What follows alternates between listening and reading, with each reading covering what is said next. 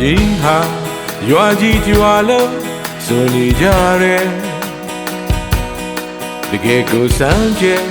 ရောင်စုံလူတွေအမျိုးမျိုးရှိတာရွာမှာရှိတဲ့စာဦးခေါင်းမလေးတို့မြင်နေမိတဲ့ပြောနေစကားလေးမပြောတတ်တဲ့သူအာနွေရတဲ့သူလေးသဘောထားလေးကောင်းလာသူရ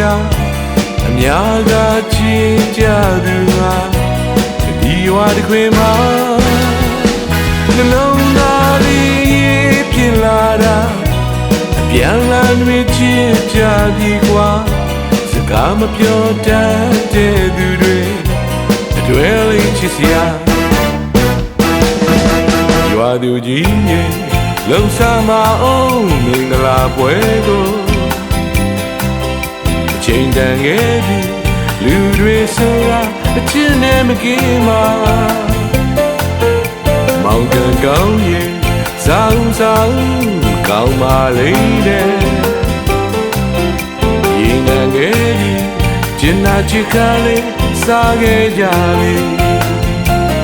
အားလုံးထားတဲ့မြစ်တာပါဝိုင်းဝန်းကြတဲ့ကယူနာပါထူးကြလာတဲ့မင်္ဂလာဒီရွာတစ်ခွင်မှာအားလုံးထားတဲ့မြစ်တာပါဝိုင်းဝန်းကြတဲ့ကယူနာပါထိန်ညံကြီးလာမင်္ဂလာတူသာချစ်ကပါ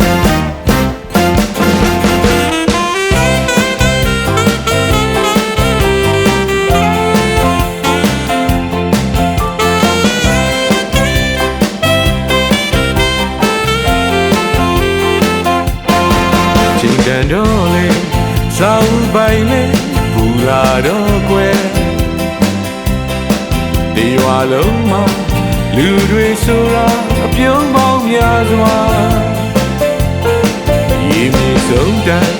စောင်းတို့တွဲရွှေပဲတွဲလာနေနိုင်ရဲ့ကျင်နာစားလာလေ